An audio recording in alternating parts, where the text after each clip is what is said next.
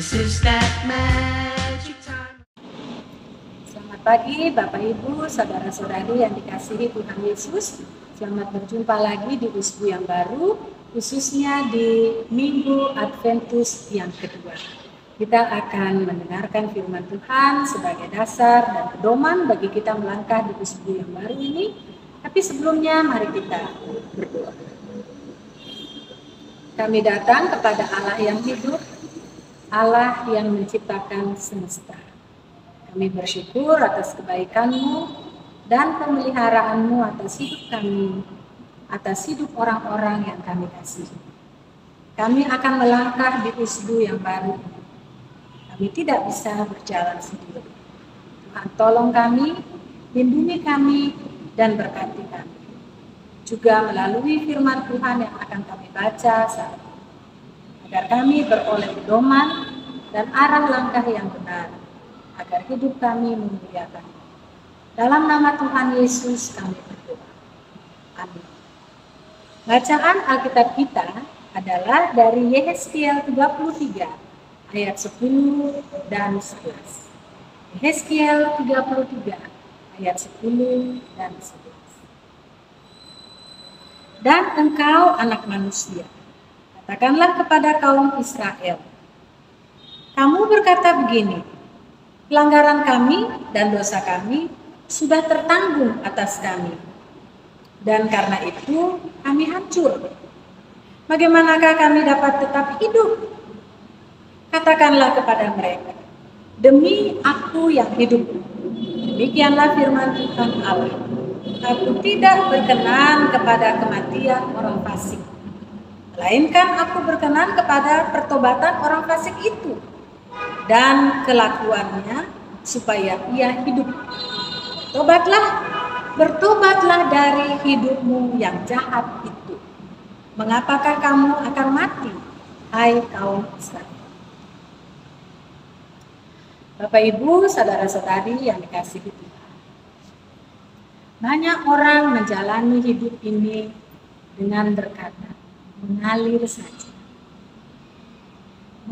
saja mengikuti arus dunia.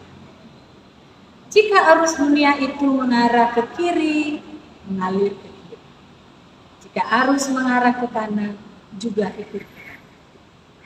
Seakan-akan orang yang berkata demikian tidak memiliki pendirian.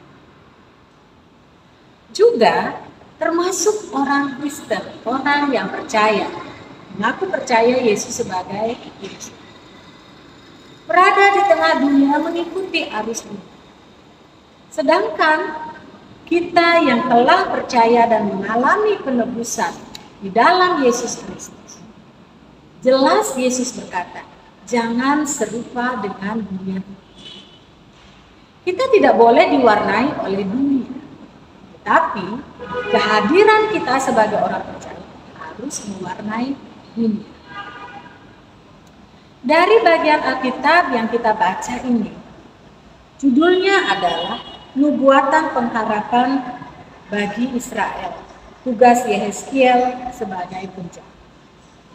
Yehezkiel adalah seorang nabi utusan yang bertugas untuk memperingatkan bangsa Israel. Tuhan memberikan Roh Kudus untuk tinggal diam di dalam hati setiap orang percaya, untuk mengingatkan kita apabila perjalanan hidup kita ini sudah salah, sudah tidak lagi menjadikan Tuhan itu sebagai yang utama di atas segala sesuatu. Di sini kita melihat satu hal yang amat penting, saudara-saudara. Allah tidak menghendaki satu orang pun. Jika kita melakukan kejahatan, menyakiti perasaan Tuhan, kita mengikuti kemauan kita sendiri, mau bikin apa ikut ataupun suka, tidak peduli kepada firman Tuhan, tidak dengar-dengar. Sama dengan orang tua di dunia, kalau anak-anaknya tidak dengar-dengaran, orang tua sakit hati, orang tua bisa marah. Bapa di surga juga memiliki perasaan. Dia juga tersakiti tanpa kita sadari, atau mungkin juga kita menyadarinya, tapi kita tidak peduli dengan perasaan. Walaupun demikian, Dia berkata, tidak ingin kita binasa. Seperti yang dikatakan pada bagian akhir dari pasal 33 ayat 11. Aku tidak berkenan kepada kematian orang fasik. Walaupun orang sudah memberontak, Israel sudah melawan. Bahkan kelakuan mereka menghina Elohim Yahweh. Tapi Allah tetap memiliki kesabaran yang luar biasa.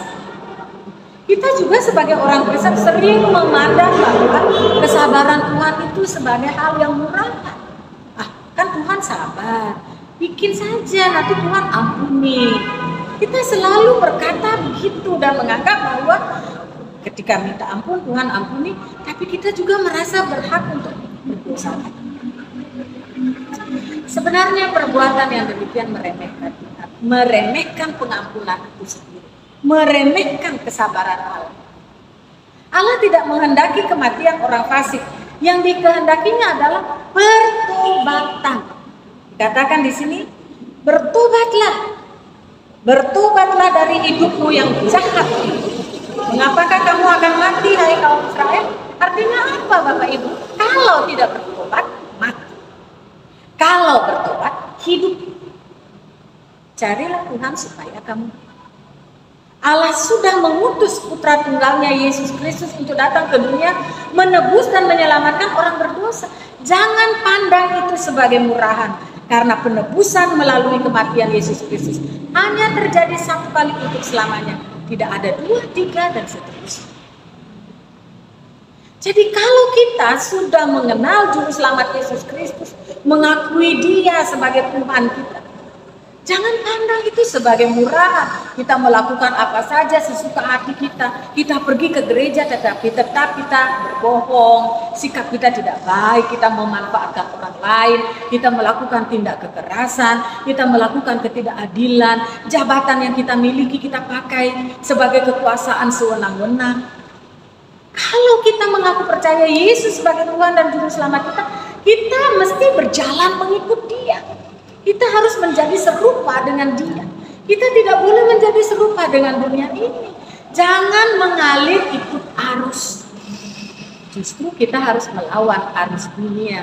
Kenapa? Karena dunia bertentangan dengan kebenaran. Yesus berkata, aku bukan dari dunia ini. Dan murid-muridnya termasuk kita bukan dari dunia ini. Artinya adalah bahwa kita bukan milik dunia. Dan kita tidak boleh sama dengan dunia. Kehadiran Tuhan Yesus sebagai Juru Selamat menerangi dunia.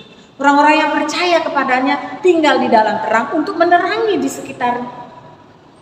Jangan tinggal dalam kegelapan. Jangan suka tinggal dalam dosa. Memang benar Bapak Ibu, dosa itu seperti orang yang kecanduan.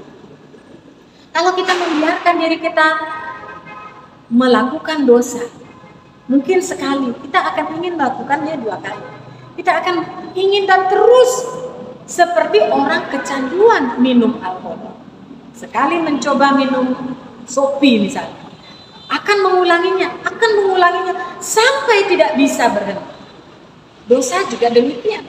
Dan kuasa kegelapan senang kalau kita edik atau ketagihan terhadap dosa. Sekarang kita berada di minggu sengsara yang kedua, menantikan kedatangan Tuhan Yesus sebagai Juru Selamat. Kalau Dia adalah Juru Selamat, berarti menyelamatkan kita. Kalau kita tidak mau diselamatkan, kita tidak akan memperoleh keselamatan, kecuali kita menyerahkan diri kepada Tuhan. Mestinya bukan edik kepada dosa, bukan kecanduan kepada dosa. Mestinya kita harus edik kepada kebenaran, kecanduan terhadap kebenaran. Siapa itu kebenaran? Yesus sumber kebenaran. Mulailah mencintai berdoa pribadi. Mulailah mencintai membaca Alkitab. Mulailah dengar-dengaran terhadap firman Tuhan. Lepaskan satu demi satu dosa yang merenggut kita, yang menggelapkan hidup kita, yang membinasakan kita. Lepaskan. Kita akan mengakhiri tahun 2023. Mudah-mudahan Tuhan mengizinkan kita masuk di tahun 2024. Kenakan hidup baru. Jangan tinggal dengan lama terus. Kalau pakaian kita sering ganti dengan pakaian yang baru. Kita sudah bosan dengan pakaian lama. Kenapa kita tidak bosan dengan dosa? Mari kita maju, mari kita melangkah, mari kita berjuang. Tuhan menyediakan kebahagiaan yang abadi. Dunia ini hanya sementara. Berubahlah oleh pembaharuan budimu. Alkitab berkata, bertobatlah. Bukan orang yang menentukan masa depan kita. Kita sendiri yang menentukan masa depan kita. Maka saudara dan saya harus memilih. Pilih yang mana? Pilih dunia atau pilih Tuhan. Keputusan yang tepat dipimpin oleh Roh Kudus. Tergantung dari hati nurani. Selamat berjuang, tentukan pilihanmu. Maka Tuhan akan memberikan. Amin.